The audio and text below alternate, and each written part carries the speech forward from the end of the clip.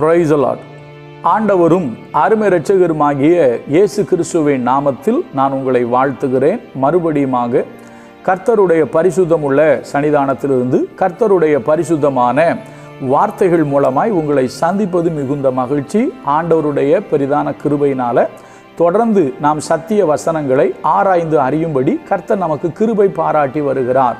இந்த வாரத்தில் நாம் தொடர்ந்து தியானித்து கொண்டு வருகிற காரியம், நீங்கள் விரும்புகிற வாழ்க்கை, மனிதர்கள் விரும்புகிற வாழ்க்கை, மரணம் இல்லாத வாழ்க்கை, அது எப்படி இருந்தது என்று பார்த்தோம். சரிங்களா? அது எப்படி இருக்கும்? வேதம் நமக்கு முன்னோட்டமாக, முன்னோடியாக, முன் அனுபவங்களை நமக்கு சொல்கிறதை நம்ம பார்த்தோம். சரிங்களா? ஆதாம் ஏவாள் மரணம் இல்லாத வாழ்வில் வாழ்ந்தவர்கள் கர்த்தருக்கு கீழ்ப்படியாமல் போனார்கள். அதே போல நீடி ஆயுள், நோய் நொடி இல்லாத வாழ்க்கை, தேவன் அவர்களை அழித்து போடக்கூடிய அளவுக்கு தேவனுக்கு விரோதமாய் பாவம் செய்தார்கள். இப்போ அடுத்தது, நம்ம நினைச்சதெல்லாம் நடக்கணும்.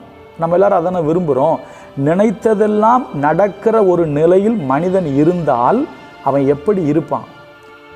தான் நினைச்சதெல்லாம் நடக்குது அப்படின்னா ஒரு மனுஷன் எப்படி இருப்பான் அப்படிங்கிறத வேத வசனத்தின் அடிப்படையில் நான் சொல்லி, அடுத்தது நாளைக்கு செழிப்பான வாழ்க்கை, குறைவே இல்லாத வாழ்க்கை இருந்தால் அவங்க எப்படி இருப்பாங்க, அதுக்கு அப்புறம் போராட்டமே இல்லாத வாழ்க்கை அவங்க எப்படி இருப்பாங்க. இப்போ பாருங்க, ஜல பிரளயத்திற்கு பின்பு சேம், காம், யாப்பேத் இவர்கள் மூலமாக ஜனங்கள் பலுகி பெருகினார்கள். அப்பொழுது என்னாச்சு? ஒரே விதமான பாஷை தான் இருந்துச்சு, ஒரே விதமான பேச்சும் இருந்துச்சு. இன்றைக்கி பார்த்தீங்கன்னா நம்ம தமிழ் பேசினா கூட ஒருத்தரும் ஒரு மாதிரி பேசுவோம், அவங்க ஸ்லாங்கை வச்சே கண்டுபிடிச்சிருவோம். இப்போ பார்த்தீங்கன்னா நான் திருநெல்வேலி, என்னுடைய பாஷை உங்களுக்கு நல்லாவே தெரியும், பேசுகிறதுல தெரியுது. நான் தமிழ் பேசினாலும் நீங்கள் திருநெல்வேலியான்னு கேட்பாங்க.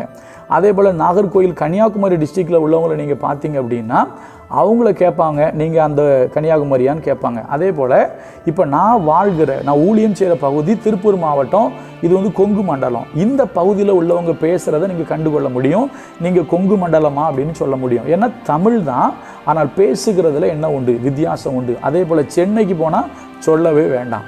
அப்போ என்னன்னா, இன்றைக்கு ஒரே பாஷை பேசினாலும் ஒரே விதமான பேச்சு கிடையாது. ஆனால் அன்றைக்கு ஒரே விதமான பேச்சு, ஒரே விதமான பாஷை இருந்துச்சு. அதனால் இந்த மனுஷனுடைய அந்த நினைவுகளை நீங்கள் பார்த்தீங்க அப்படின்னா, அவர்கள் செய்ய நினைத்தது ஒன்றும் தடைபடாது என்கிற ஒரு மைண்ட் செட்டு மனுஷனுக்குள்ளே இருக்குது. அப்படி இருந்ததுனால அவங்க என்ன பண்ணாங்கன்னு கேட்டிங்கன்னா, ஆதியாகமம் 11வது அதிகாரத்துக்கு நீங்கள் வரும்பொழுது அந்த மனுஷனுடைய சிந்தனையை கர்த்தர் சொல்கிறார். என்ன தெரியுமா சொல்கிறாரு? தாங்கள் செய்ய நினைத்தது ஒன்றும் தடைபடாது என்று இருக்கிறார்கள்.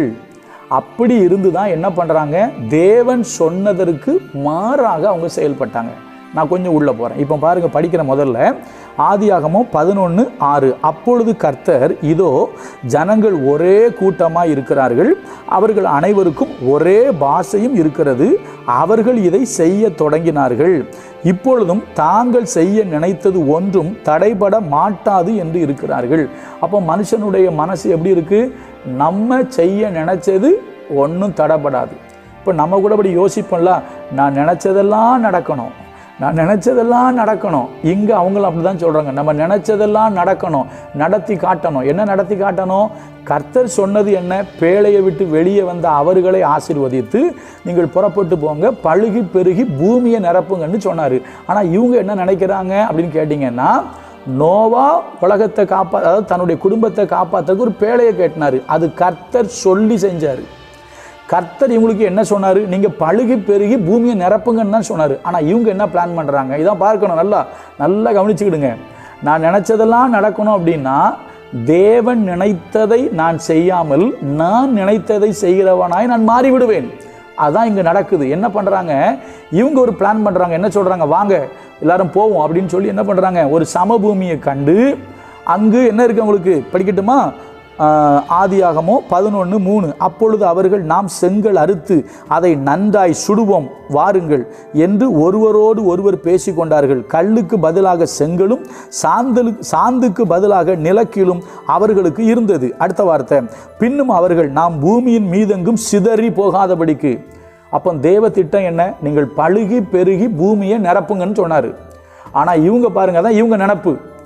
நம்ம நினச்சதெல்லாம் நடக்கணும்னு நினச்சோன்னா நம்ம 100க்கு 100 சரியானதை நினைப்பது இல்லை. சரியா? அதனால தான் இன்னைக்கு செய்திக்கு தலைப்பு என்ன தெரியுமா? நினைத்ததெல்லாம் நடந்தால் எப்படி இருக்கும். நீங்கள் நினைச்சதெல்லாம் நடந்தால் அதில் நான் இப்படி தெளிவாக சொல்கிறேன், பெரும்பாலும் தேவ சித்தத்துக்கு விரோதமாக தான் இருக்கும். அதனால தான் கர்த்தர் சொன்னார் தெரியுமா, உன் நினைவு என் நினைவு அல்ல, உன்னுடைய வழி என்னுடைய வழி அல்ல. ஆனால் நமக்கெல்லாம் என்ன ஆசைன்னா, நம்ம நினைக்கிறதெல்லாம் நடந்துடணும், நம்ம நினச்சதெல்லாம் நடந்துடணும். இப்போ இவங்க அப்படிதான். அப்போ நினச்சதெல்லாம் நடக்கணும்னு மனுஷன் நினைக்கும் போது அவன் என்ன தெரியுமா பண்ணுறான்?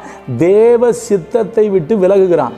தேவ சித்தம் என்ன? நீ பூமி முழுசும் நிரப்பு. ஆனால் அவங்க சொல்கிறாங்க, நாம் பூமியின் மீதெங்கும் சிதறி போகாதபடிக்கு. படிக்கிற பாருங்க, இப்போ மறுபடியும் 4ஆம் வசனம், ஆதியாகமம் 11:4. பின்னும் அவர்கள் நாம் பூமியின் மீதெங்கும் சிதறி போகாதபடிக்கு நமக்கு ஒரு நகரத்தையும் வானத்தை அளவும் சிகரமுள்ள ஒரு கோபுரத்தையும் கட்டி நமக்கு பேர் உண்டாக பண்ணுவோம் வாருங்கள் என்று சொல்லி கொண்டார்கள். என்ன ஒரு காரியம் பாருங்க.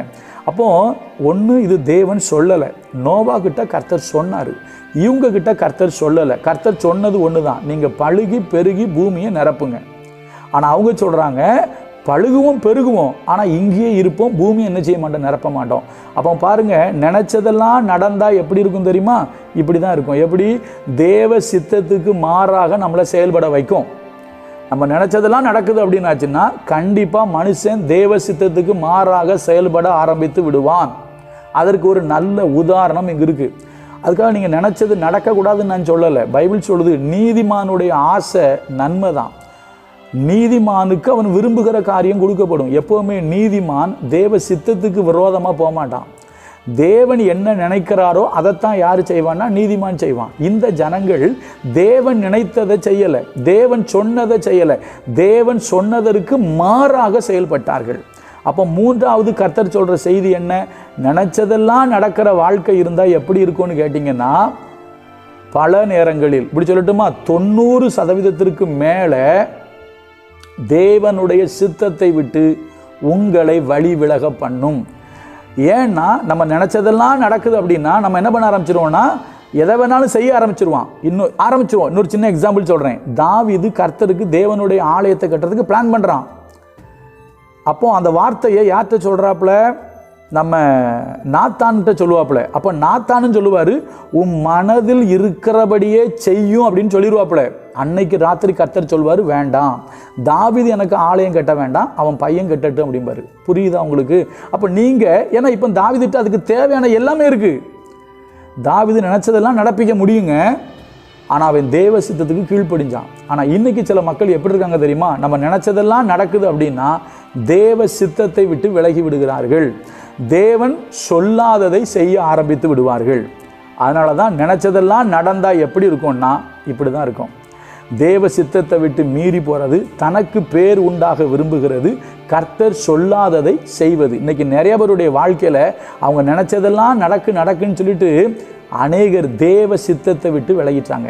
இப்போ யோசிங்க, நீங்கள் நினச்சது நடக்கணுமா, கர்த்தர் நினச்சது நடக்கணுமா? யோசிப்போம். நாளைக்கு குறைவே இல்லாத வாழ்க்கை எப்படி இருக்கும் அப்படிங்கிறத பார்ப்போம். கர்த்தர் நல்லவர், அவர் கிருபை நம்மேல் என்றும் உள்ளது. God bless you.